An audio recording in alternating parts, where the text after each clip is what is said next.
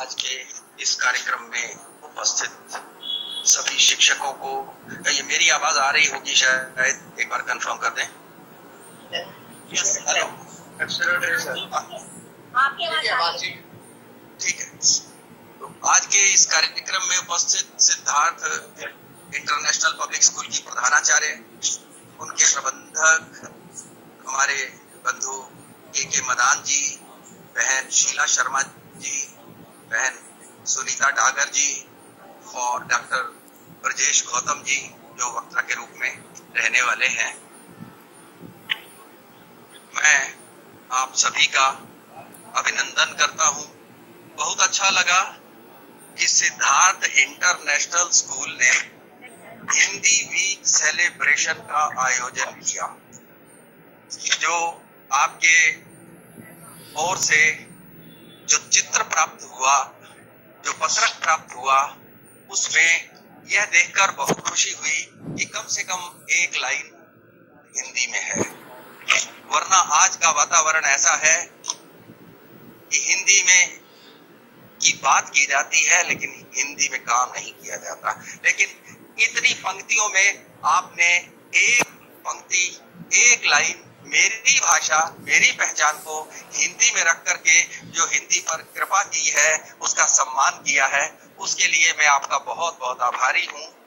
शायद आपको यह जानकर प्रसन्नता होगी कि भारत के संविधान में जो 22 भाषाओं को शामिल किया गया है, उसमें अंग्रेजी नहीं है। शायद यह भी जानकर सुखद लगेगा कि 2011 की जनगणना के जो आंकड़े हमारे पास हैं, उसमें से उसके अनुसार 57.6% लोग हिंदी बोल सकते हैं, पढ़ सकते हैं, समझ सकते हैं, जबकि अंग्रेजी वालों की संख्या सिंगल डिजिट में, एक अंक में भी नहीं है। 2011 की जनसंख्या के आंकड़ों के अनुसार जो 10 भाषाएं भारत में सर्वाधिक उपयोग में लाई जाती हैं, बोली जाती हैं, लिखी जाती हैं, समझी जाती हैं, उसमें भी अंग्रेजी नहीं है। इससे ये स्पष्ट होता है कि अंग्रेजी इस देश की भाषा नहीं है, अंग्रेजी इस देश की पसंद नहीं है, अंग्रेजी इस देश का स्वभाव नहीं है, अंग्रेजी इस देश की मजबूरी बना दी गई है।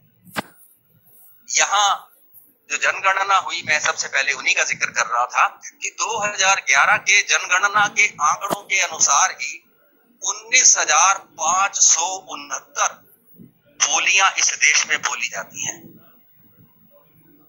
इनमें से अधिकांश हिंदी से जुड़ी हुई बोलियां हैं और जिस भाषा को हम तथाकथित अंतरराष्ट्रीय मानते हैं, उनके यहाँ कोई बोली नहीं है।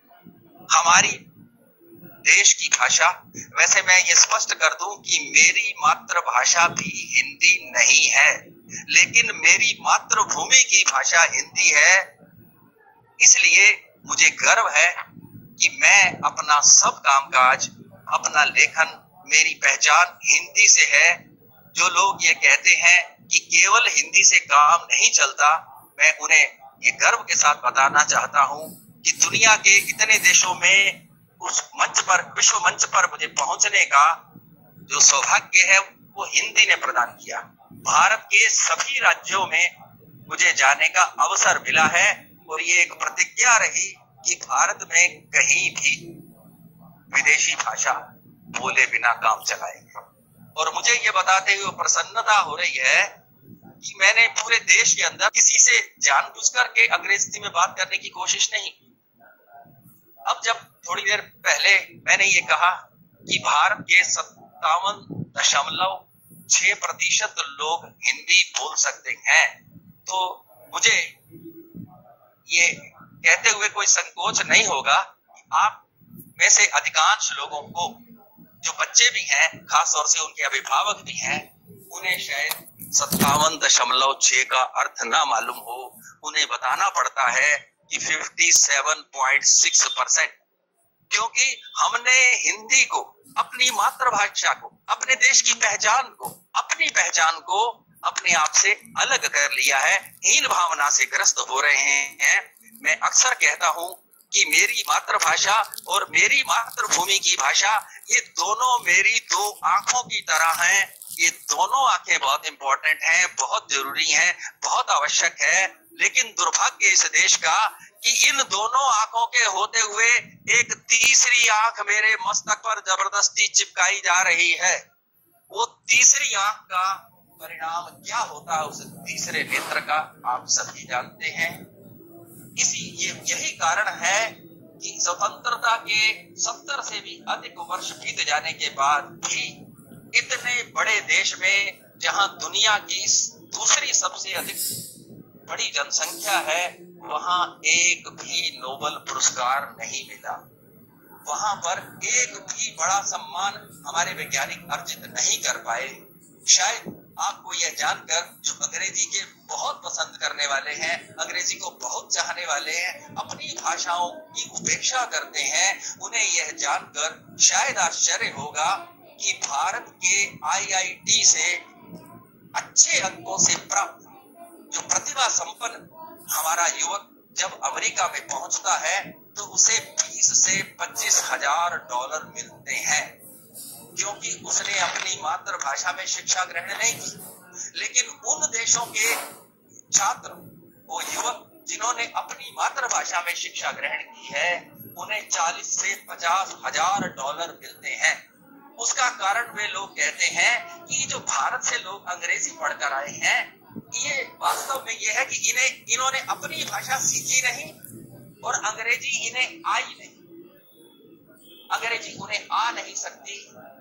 जो हमारे पास आंकड़े उपस्थित है, हम ये देखते हैं, मैं भी बहुत साल शिक्षा से जुड़ा रहा हूँ, मैं भी प्रधानाचार्य रहा हूँ, मैंने भी UGC के रिसोर्स पर्सन के रूप में देश के विभिन्न भागों में गया हूँ। उस नाते से मैं कह सकता हूँ कि जो ही ये अंग्रेजी गिटमिट शुरू करते हैं, जो ही उनसे अंग्रेजी में बोलना शुरू करो तो वो हिंदी में आ जाते हैं, जो ही उनसे व्याकरण की बात करो तो भाग लेते हैं, क्योंकि अपनी जो वास्तविक उनकी मूल विचार है, जो दर्शन है, वो अपनी भाषा में सोचा जाता है, अपनी भाषा में चिंतन होता है, वो उसे अनुवाद करके अंग्रेजी में बोलते हैं। उसका परिणाम ये होता है कि उनकी जो स्वाभाविक सोच है, जो स्वाभाविक उनकी प्रतिक्रिया है, जो स्वाभाविक प्रतिभा है, वो प्रकट नहीं हो पाती। मुझे याद है कि मैं मॉस्को के विमानपत्तन पर था। शायद आप ऐसे पूछना चाहें कि विमानपत्तन क्या होता है, तो इसलिए मजबूरी में बता रहा हूँ कि एयरपोर्ट को बोलते हैं। वहां पर मुझे कई बार जाने का अवसर मिला है। एक बार वहां एक भारतीय डॉक्टर संगीता, जो दिल्ली की ही रहने वाली है, मुझे वहां विमानपत्तन पर मिली। 3 घंटे हमें प्रतीक्षा करनी थी एक कनेक्टिंग फ्लाइट की। वहां मॉस्को के उस एयरपोर्ट पर जितनी सूचनाएं वहां जगह जगह जो टीवी लगे हुए थे, उनमें जो आ रही थी वो अधिकांश वही की स्थानीय भाषा में थी। 55 सेकंड तक स्थानीय भाषा में आती थी और मात्र 5 सेकंड वो अंग्रेजी में आती थी। जब तक हम देखने की कोशिश करते तब तक वो गायब हो जाती। तो उस डॉक्टर संगीता ने मुझे कहा कि जब यहाँ मॉस्को के अंदर, इस रूस के अंदर अपनी भाषा में, रशियन भाषा में काम चल सकता है, यहाँ विज्ञान की पढ़ाई हो सकती है, यहाँ पर चिकित्सा की बहुत अच्छी सुविधाएं हैं, दुनिया के बहुत सारे छात्र यहाँ पढ़ने के लिए आते हैं और यहाँ की भाषा में पढ़ते हैं, इनका काम चल सकता है, तो हमारा काम क्यों नहीं चलता। तो मैंने बहुत दुख प्रकट करते हुए कहा, उसका कारण ये है कि हमारी सोच को, इस जो साम्राज्यवाद रहा, जो गुलामी रही यहाँ पर, पहले यवनों की, उसके बाद अंग्रेजों की, उसने हमारे अंदर एक हीन भावना उत्पन्न कर दी। शायद आप सभी लोगों ने वो मुहावरा जरूर सुना होगा कि बड़े फारसी बेचे तेल का अर्थ ये था कि यहाँ जो अंग्रेजों से पूर्व यहाँ शासक भारत पर रहे, वो जहां से आए थे उनकी भाषा फारसी थी। तो यहाँ जिन लोगों ने फारसी पढ़ी थी, उनका बड़ा महत्व था, बड़ा सम्मान था, वो राजकाट से जुड़ते थे। लेकिन एक दौर ऐसा आया कि वो फारसी पढ़ने वाले लोग तेल बेचने लग गए, यानी उनकी स्थिति बिगड़ गई। आज स्थिति ये है कि वो फारसी का स्थान अंग्रेजी ने ले लिया है। तो वो दिन दूर नहीं, अगर हमारा स्वाभिमान जिंदा रहा, अगर हम सब लोग अपनी भाषा, अपने देश और अपने स्वाभिमान पर रहे, तो फिर से वही कहावत, वो मुहावरा फिर से थोड़े संशोधन के बाद प्रस्तुत होगा कि पढ़े अंग्रेजी और बेचे सब्जी। और सचमुच बहुत जगह ऐसा हो रहा है कि बहुत सारे अंग्रेजी पढ़े हुए, क्योंकि वो बहुत प्रतिभा हासिल नहीं कर सके, हाय या हेलो बोल देना अंग्रेजी सीखना नहीं है। अपनी भाषा का तिरस्कार करके कोई आगे नहीं बढ़ सकता। मैं बार बार ये दोहराता हूँ, आज फिर कहना चाहता हूँ कि हमारी मातृभाषा, हमारी मातृभूमि की भाषा, ये हमारी माँ है, ये दोनों हमारी माँ है। आप कहेंगे दो माँ कैसे हो सकती हैं? हो सकती है। भगवान कृष्ण की भी दो माँ थी। एक ने उन्हें जन्म दिया, यानी वो मेरी मातृभाषा, एक वो जिसने मुझे पाला, वो मेरे देश की, मेरी मातृभूमि की भाषा। लेकिन वो कृष्ण जी को भी एक दिन एक तीसरी भी माँ बनकर आई थी, लेकिन वो अपने स्तर पर विष लगाकर आई थी। वो उन्हें पुष्ट नहीं करना चाहती थी, वो उन्हें नष्ट करना चाहती थी। आज भी यदि कोई तीसरी भाषा हमारी संस्कृति को, हमारे दर्शन को, हमारी पहचान को नष्ट करना चाहती है, तो हमें उसे पूतना की तरह उससे भी सावधान रहना होगा। अंग्रेजी सीखना बुरा नहीं है, लेकिन अंग्रेजी समाप्त होने जा रहा है, तो प्लीज सब लोग जैसे ही मीटिंग खत्म होती है आप दोबारा से इसी लिंक पे दोबारा से ज्वाइन कर लीजिएगा प्लीज। अच्छा, तो ठीक है। इसलिए पूतना की तरफ से हमें सोचना है। मैं आपको याद दिलाना चाहता हूँ कि न्यूजीलैंड की जो राजधानी में, वहाँ एक बहुत बड़ा संग्रहालय है। वहाँ पर एक जो जाते हैं उन्हें एक फिल्म दिखाई जाती है। वहाँ का एक माओरी आदिवासी उस फिल्म में ये कहता है कि जब तक मेरी भाषा है तब तक मेरे पास मेरी संस्कृति है, और जब तक मेरे पास मेरी संस्कृति है तब तक ये धरा, ये जमीन मेरी है। हमें भी ये समझना है कि मेघालय जैसे लोगों ने क्या किया। वो मेघालय जो वहाँ इंग्लैंड की संसद के अंदर ये कहता है कि भारत के लोग बहुत सभ्य सुसंस्कृत हैं युगों युगों से, और बाद में वो यहाँ अंग्रेजी का दीप होता है, क्योंकि उन्हें अपने लिए नौकर चाहिए थे। दुर्भाग्य यह है कि स्वतंत्रता के बाद भी हम उनके नौकर बने रहे। आज जब अंग्रेजी का स्तर देखते हैं, बहुत से बच्चे, बहुत से जो 90 अंकों वाले भी हैं, मैं उनकी बात भी करता हूँ, किताबों से छोड़कर अगर उनसे दुनिया सामान्य की बात उनकी भाषा में जिनसे 90 अंक या उससे भी अधिक प्राप्ति की है, उनसे बात करते हैं तो कर नहीं पाते, वो लड़खड़ा जाते हैं। इसलिए मेरी भाषा, मेरा स्वाभिमान, इस पर विचार करना है। मेरी भाषा का जो महत्व है, वो मेरी माँ है, मेरी भाषा, उसकी कीमत पर मुझे कोई दूसरी नहीं चाहिए। मैं मौसी का भी सम्मान करता हूँ, मैं औरों का भी करता हूँ, करूंगा, लेकिन माँ का वध करके नहीं करूंगा। तो इसलिए मेरा सभी से अनुरोध है कि अपने घर पर अपनी मातृभाषा अवश्य बोले, अपने व्यवहार के अंदर हिंदी का प्रयोग अधिक से अधिक करें। आपको यदि दुनिया में कहीं पहचान मिलेगी तो भारतीय के रूप में मिलेगी। और वहां जब दुनिया के मैंने देशों में देखा, मैं खास तौर से ओस्लो जो नॉर्वे की राजधानी है वहां का उदाहरण देना चाहता हूँ। मेरे बहुत से मित्र मिले जो भारत के विभिन्न भागों से थे, वही रहते हैं। यहाँ वो हिंदी की बात आती थी तो नाक चढ़ाते थे, लेकिन जब आपस में मिले, वहाँ स्वतंत्रता दिवस को 2010 की बात है, वो आपस में सब हिंदी से बात कर रहे थे। तो मैंने उनसे कहा कि भारत में तो आप अपनी अपनी बोलियों की बात करते थे, हिंदी का विरोध करते थे, यहाँ क्या कारण है? तो उन्होंने वो महाभारत का उदाहरण प्रस्तुत किया कि वयम पंचाधिशतम, हम 5 और ये 100 हो सकते हैं, लेकिन दुनिया के सामने हम 105 है। वहां हमारी पहचान हिंदी की है।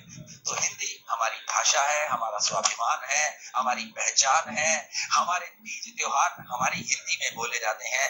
जब दिवाली को कितना भी आप कह लीजिए अंग्रेजी में बोल दिए, लेकिन उस दिवाली का आप अंग्रेजी में अनुवाद नहीं कर पाएंगे। आप और त्योहारों का अनुवाद नहीं कर पाएंगे।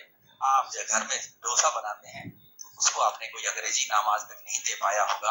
आपकी चपाती का नाम अंग्रेजी में कोई और नहीं हो पाया होगा। आपके जो कपड़े पहनावा है, जो हमारी मातृशक्ति जो साड़ी और लहंगा पहनती है, उसका कोई अंग्रेजी अनुवाद नहीं मिला। इसलिए अंग्रेजी भी चाहिए, लेकिन हिंदी को छोड़ना नहीं है।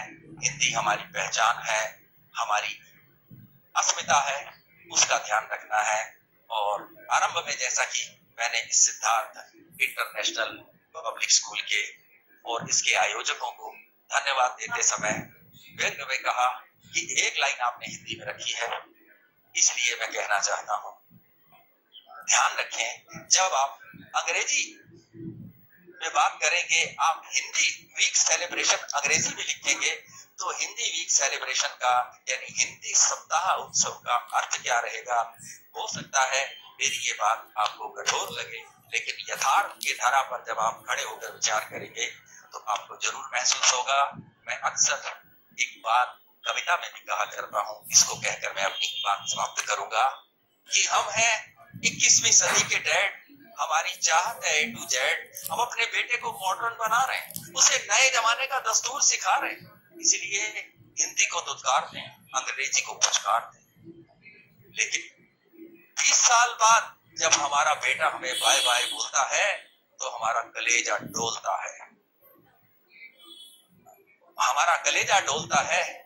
जो तब हम नहीं सिखा सके हम उसे सिखाना चाहते हैं, क्योंकि वो मेरे बेटा और मुझे ओल्ड होम दिखाना चाहते हैं। इसलिए मैं कहता हूं अपने बच्चों को अंग्रेजी सिखाओ, लेकिन अंग्रेजी ना सिखाओ। मॉडर्न बनने के चक्कर में अपने देश की संस्कृति और भाषाओं से पीछा ना छुड़ाओ। अपने घर में अपनी भाषा बोलो, आवश्यकता पड़े तो एक विषय के रूप में आप अंग्रेजी पढ़ो, जरूर पढ़ो, थोड़ी बहुत मुझे भी आती है। इसीलिए मैं कहता हूं कि जो सम्मान, जो संतुष्टि मुझे मेरी भाषा, मेरी पहचान से मिलती है, जो मेरी दोनों आंखों के रूप में जो मुझे ज्योति देती है, जो चमक देती है, वो मेरी मातृभाषा है और मेरी मातृभूमि की भाषा हिंदी है। आपने मुझे कार्यक्रम के लिए आमंत्रित किया, मैं आपका आभार प्रकट करता हूँ और ये आशा करता हूँ कि भविष्य में जब इस प्रकार के पत्रक बनाए जाएं तो कम से कम जब आप हिंदी की बात कर रहे हो तो हिंदी में ही होने चाहिए। आपने सभी के चित्र के नीचे जो नाम लिखे हैं उनका जो विवरण लिखा है वो हिंदी में नहीं है। मेरी शिकायत को आप दर्ज करेंगे। आप सबको बहुत बहुत शुभकामनाएं। जय